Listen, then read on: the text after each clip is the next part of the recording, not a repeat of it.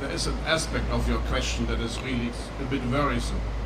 Sometimes we have a therapeutic breakthrough, like in glioblastoma. We have a standard therapy all over the world. It is the best results that we ever achieved, the so-called Stuck protocol. Now, it sometimes takes 2, 3, or 4 years, or even longer, that this protocol is really applied everywhere else, not only in the specialized centers. We know this from history. You know that 40 years ago, males with seminoma, that's a tumor of the testes, they virtually all died. Today, 95% survive, even when they have already metastasis. And when this carboplatin therapy was induced, it was found out. It took several years before this new therapy had really penetrated to everybody who treats these patients. Now today everything is faster. We have the internet, we have dissemination of ideas faster, and still it's sometimes painful to see how long it takes for all the clinicians to introduce the most recent evidence-based therapy. Why? I think it is not a matter of money. It is a matter of kind of being ready to change. Every oncologist, every clinician has a certain mindset. That works for my patients. And suddenly comes a study and says, so it could be better. And there's a certain hesitation. Should we really change? We have good experience with this. So there are many things to do to prevent this. Then they must find a concordance between the radiotherapist and the clinical oncologist. They must both decide to adhere to this protocol. There are a lot of little things that can kind of make this difficult. And Kerrie said already, some of these therapies require a testing. That you see, is this patient really susceptible or not? That takes about, maybe the test costs $300 or $500 and nobody does it. So there are a lot of little obstacles, but nevertheless, it is sometimes painful to see how slowly the new therapy is then adopted countrywide or worldwide. Cath, have you got something to say on that subject? Yeah, so I'd agree with Kerrie. A lot of the clinicians are really eager to be involved, but it is a matter of time. And so from a policy or strategy perspective, it's about creating avenues where a clinician can earmark time to do research as well. But from what I've seen in the really successful research projects, it only takes one clinical champion to get something going. You only need that one person who's in the system to really champion it. You don't need everyone all at the start, so one's enough sometimes. Any other questions?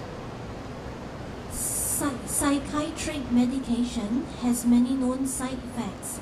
Do you believe they potentially cause brain cancer, over a lifetime?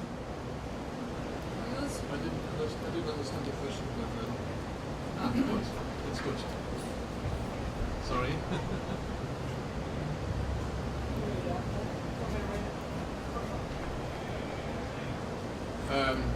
I can simply say there is no evidence.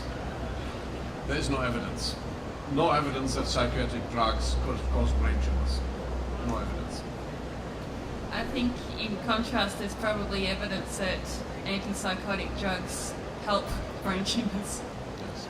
There's some good evidence to show that there's a group of antideppressants and antipsychotics that are actually tumour suppressive, will actually help the tumour. But most of the time, causes are unknown, just like how recently it is discovered that dental x-rays for children cause brain tumor later in life. But that they haven't been proven though. And you know, there's some good epidemiology studies that what you're talking about is looking at causation and a brain tumour. What causes it?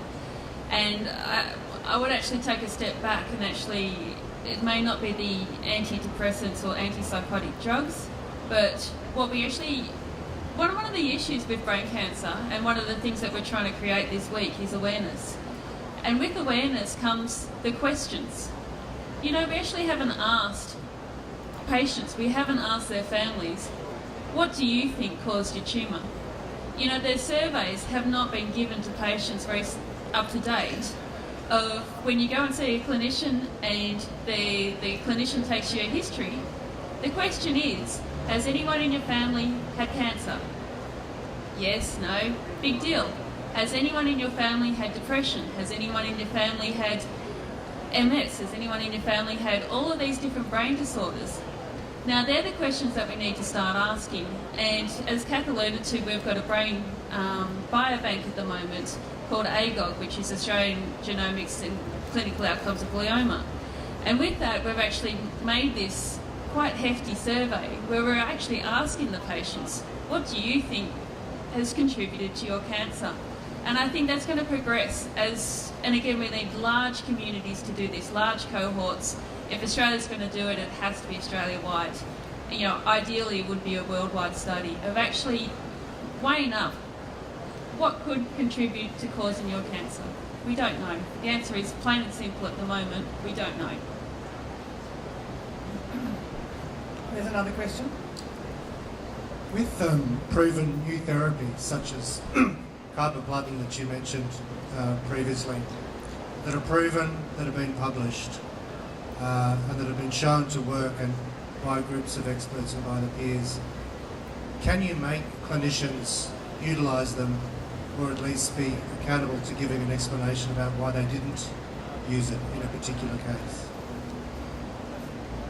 Well, as Kerrie pointed out, sometimes the implementation of a new therapy, even if it is evidence-based, can have many local kind of obstacles. We must overcome them as fast as possible. It may be the hospital board, there may be supervised bodies that have to agree, the clinicians have to learn the new therapy, they must get the new therapy, they must be able to pay for the new therapy. There are a lot of kind of obstacles that can occur. But as long as the clinicians are willing to implement the new, better method of treatment as soon as possible, they can be overcome today faster than before. We are currently doing such a study in the canton of Zurich, and we look at all glioblastoma patients that have been diagnosed since 2005, when the new protocol was available. And one thing we would like to know is how fast is it actually implemented all over the canton, which has about 1.2 million inhabitants, so it's a relatively small community. We would like to see, do all the peripheral hospitals really adopt this new therapy in time? And if not, ask them, why not? We have time for just one more question. Anyone? No? No? We've answered all of your questions. I'm delighted to hear that. Well, I'm now going to sit. Oh, there is one more. Sorry, here we go. Hi, Kerrie. You mentioned earlier that some antidepressants actually work at slowing down brain cancer tumours. Can you name which ones they are? What ones? Okay. I can give you my email address later and I can tell you. All right, I'm now going to hand back to Catherine Stokes. Thank you, everyone. Well, we can all see that we need to ask more questions to be able to find the answers, and through robust discussions like this today, it really does help to unravel, as Kerrie said, the mysteries around brain cancer and science and research in itself. I guess one of the takeouts is we need to accelerate a cure, we need to reduce the lag. And also, despite all our brilliant minds that we have, we need more funding to be able to give them the capacity to be able to get on with the research. And also, I guess, to collaborate and unite as an entity in brain cancer.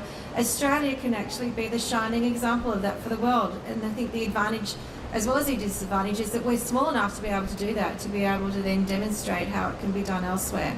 So I think that there are lots of opportunities. Cure for Life Foundation, our whole mission is to accelerate a cure for brain cancer, and we're doing that through fundraising and investing in our researchers. Kerrie McDonald is one of the researchers that we are very proud to support and fund, and Professor Kleihues is in Australia as a result of Cure for Life Foundation's funding and of support of his visiting academic program. And thank you to Paul, Kerrie, and to Cath Holliday, who's worked very closely with us on our research strategy. She's just so talented as well, so thank you.